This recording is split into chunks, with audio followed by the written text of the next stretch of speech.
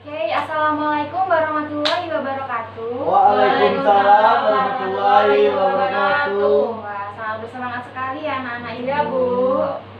Oke, untuk memulai kegiatan kita pada sore hari ini, sebaiknya kita berdoa terlebih dahulu ya. Kira-kira ada nggak ini yang mau memimpin doanya? Bu. Oke, silakan. Oke. Sebelum kita memulai bimbingan kelompok pada sore hari ini, ada baiknya kita berdoa terlebih dahulu. Berdoa, mulai.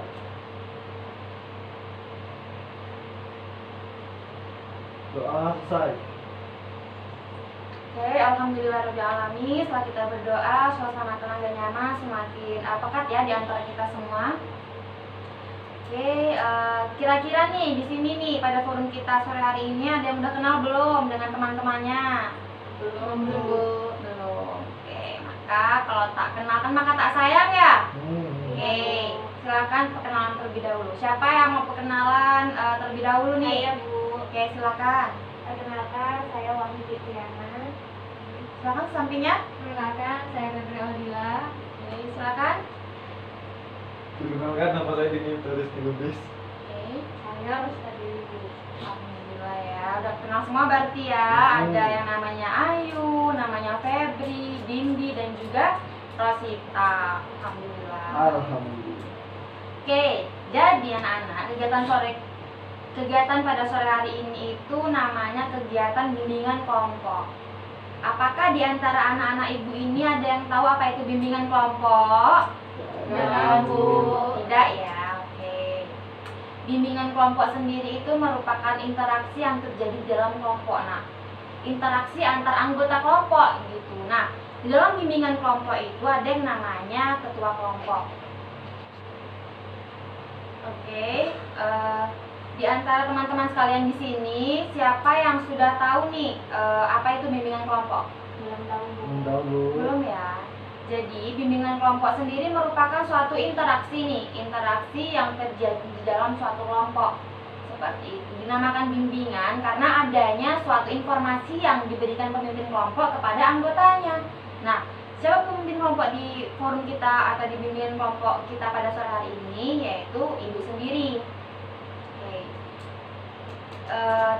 Tujuan dari bimbingan kelompok ini juga sangat baik sekali, di mana tujuan bimbingan kelompok ini adalah yang pertama memandirikan kalian semua, di mana teman-teman yang ada pada forum hari ini nantinya akan terbekali ilmu, kemudian kalian akan menjadi mandiri karena sesudah ini kalian mendapatkan informasi yang tentunya sangat penting juga untuk kalian dapatkan, seperti itu ya.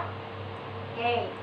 Ada yang penasaran nggak kira-kira sama tema bimbingan kelompok kita pada sore hari ini? Iya, Bu. Penasaran, Bu. Penasaran ya? Oke, tema dari bimbingan kelompok kita pada sore hari ini itu nggak berat kok, nggak cukup berat. Yang familiar aja kalian sering dengar, yaitu mengenai empati. Nah, apa ya teman-teman sekalian yang ada di forum ini sudah tahu apa itu empati? Ikut merasakan apa yang dirasakan orang lain, Bu. Oke, bagus ya. Ada lagi nak? Sikap peduli, Bu. Sikap peduli. Oke, bagus. Ada lagi? Betul. Cukup ya. Oke, betul sekali apa yang dikatakan oleh Ayu dan juga Rosita tadi. Di sini Ibu hanya sedikit meluruskan saja mengenai empati.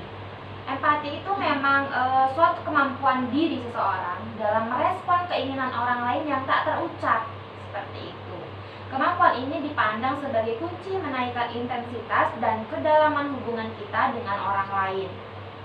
Selain itu, empati juga merupakan salah satu kunci keberhasilan dalam melakukan hubungan antar pribadi dengan coba memahami suatu permasalahan dari sudut pandang atau perasaan lawan bicaranya. Seperti itu. Nah, dunia yang semakin global dan ekonomi pasar yang penuh dengan persaingan ketat ini nak, biasanya membuat tenggang rasa dan empati sosial masyarakat itu semakin rendah. Nah, itulah sebabnya teman-teman sekalian di sini, murid-murid ibu di sini perlu sekali menanamkan rasa empati sejak dini. Karena kalau semakin kita lebih mendalami apa itu empati dari kita kecil nak, dari kita belum tahu apa-apa, nantinya kita akan terbiasa dalam melakukan hal tersebut di kehidupan kita sehari-hari. Itulah pentingnya rasa memanusiakan manusiawi. Oke, karena ini materinya empati, kan 11-12 nih dengan simpati. Kira-kira anak-anak ibu di sini atau teman-teman sekalian di sini tahu nggak sih perbedaan empati dan simpati? Belum ya. Seperti yang Ibu jabarkan tadi di awal, bahwa empati itu adalah kemampuan kita dalam merespon. Artinya empati itu adalah merupakan suatu tindakan, seperti itu. Sedangkan simpati sendiri merupakan kita sebagai manusia itu merasakan apa yang orang lain rasakan, seperti itu. Jadi empati itu bisa berbentuk selain kita merasakan apa yang teman kita rasakan, itu juga berbentuk dalam tindakan, Nak. Seperti contohnya, misalnya pada baru-baru ini kan negeri kita Indonesia ini kan dilanda oleh longsor, gempa, kemudian banjir ya. Nah, seperti itu. Apa bentuk empati kita sebagai masyarakat Indonesia? Bentuk empati kita itu, silakan Dindi. Seperti memberikan bantuan gitu. Nah, iya, bentuk empati kita sebagai saudara manusia atau sebagai manusia itu adalah memberikan bantuan atau interaksi secara langsung dengan orang yang kita rasakan perasaannya, seperti itu. Sedangkan bentuk simpatinya sendiri, kita itu merasa sedih tentunya, karena sedih atas hal-hal buruk yang menimpa saudara kita di berbagai daerah, seperti itu. Oke, karena mungkin sudah begitu paham sepertinya dengan pengertian empati kita lanjut.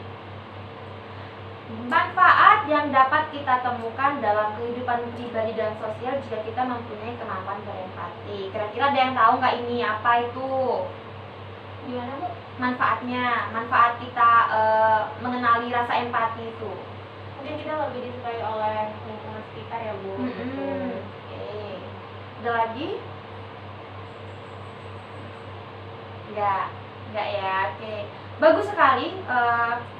Apa yang dikatakan oleh Ayu ini disukai oleh banyak orang. Iyalah, siapa nggak mau berteman dengan orang yang baik kan? Seperti itu.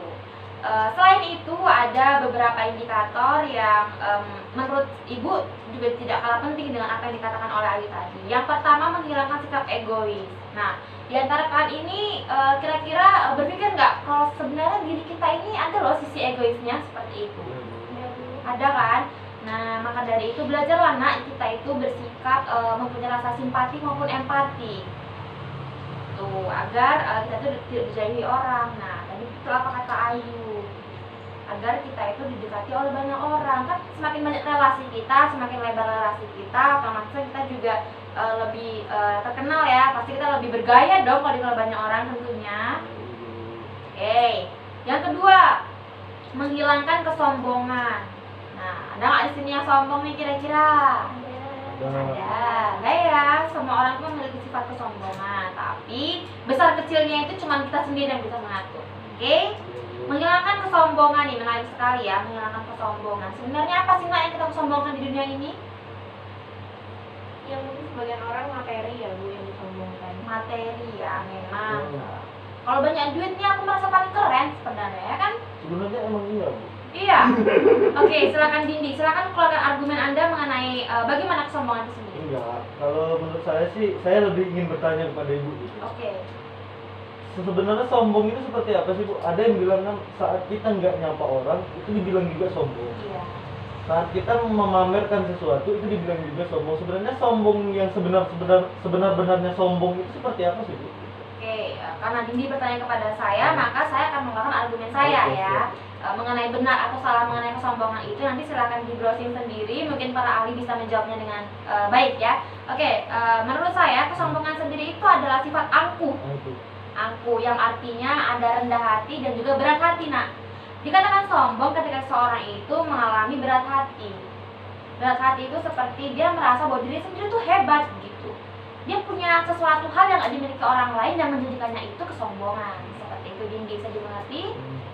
Oke, balik ke topik pembicaraan kita mengenai empati. Nah, dengan empati kita bisa menghilangkan kesombongan. Kemudian yang ketiga nih, indikator yang ketiga, yaitu mengembangkan kemampuan evaluasi dan kontrol diri. Nah, agak berat nih pembahasannya nih. Apakah bisa dimengerti sama kalian? Enggak, bisa, ngerti? Oke, mengembangkan kemampuan evaluasi dan kontrol diri. Nah, kita mengontrol diri itu seperti kita tahu nih apa sih yang baik dan yang buruk di depan mata kita kan. Kontrol diri artinya kita tahu apa yang kita lakukan itu salah, tetapi kita menjaganya supaya yang salah itu menjadi benar, seperti itu. Nah, lebih seperti itu. Nanti kalau ada hal-hal yang perlu ditanyakan lagi, silakan japri ibu saja, nak. Kemudian di sini materi kita ada kemampuan berempati terkadang memang tidak dapat langsung muncul dari diri seseorang, begitu saja. Ada beberapa cara yang dapat dilakukan untuk meningkatkan empati. Nah, ada yang tahu nggak ini kira-kira cara agar dapat meningkatkan empati itu sendiri? Ayo, silakan. Gimana Bu? Nggak ada. Oke, yang pertama itu peduli. Peduli itu apa sih? Nah, peduli itu merupakan perhatian dari kita kepada orang lain. Dalam hal ini adalah berkomunikasi. Berkomunikasi mengenai sejauh mana sih komunikasi tersebut dapat terbentuk sehingga orang lain dapat merasa nyaman karena diperhatikan. Indikator yang kedua yaitu berguru. Berguru ya, bukan berilmu. Berguru sendiri merupakan dengan belajar kepada mereka yang telah nyata dianggap memiliki kemampuan empati yang tinggi, misalnya seorang rohaniawan, psikolog maupun dokter di rumah sakit tempat perawat mengabdi. Nah, berguru maksudnya di sini adalah kita mengambil contoh dari pengalaman-pengalaman baik dari orang-orang yang telah disebutkan tadi. Kemudian yang ketiga yaitu berlatih. Nah, sepandai dan sepintar apapun kalau tidak pernah berlatih maka kalah dengan mereka yang masih pemula tapi rutin untuk rajin berlatih mengasah kemampuan empatinya. Nah, ini bagus sekali ya, berlatih seperti itu. Kemudian yang terakhir yaitu berbagi pengalaman. Oke, ingat ya bahwa berbagi pengalaman itu adalah maaf ibu ulangi, bahwa pengalaman sendiri merupakan guru terbaik dalam hidup kita. Seperti itu. Melalui pengalaman tentunya kita dapat menjadi bijaksana dengan berbagai pengalaman dengan sesama rekan sekerja, maka diharapkan kita akan lebih dapat tangguh dan hebat. Oke. Mungkin itu saja yang dapat Ibu sampaikan mengenai empati. Kira-kira ada pertanyaan nggak lebih luas mengenai apa itu empati? Ayo Bu. Oke, silakan. Kalau menurut Ibu sendiri secara singkat bagaimana sih menumbuhkan rasa empati dan simpati pada diri kita? Oke, yang pertama setelah Ibu bacakan indikator tadi dapat meningkatkan rasa empati, Ibu simpulkan lagi bahwa bagaimana sih tadi Ayu bertanya kita cara meningkatkan rasa empati dalam diri kita.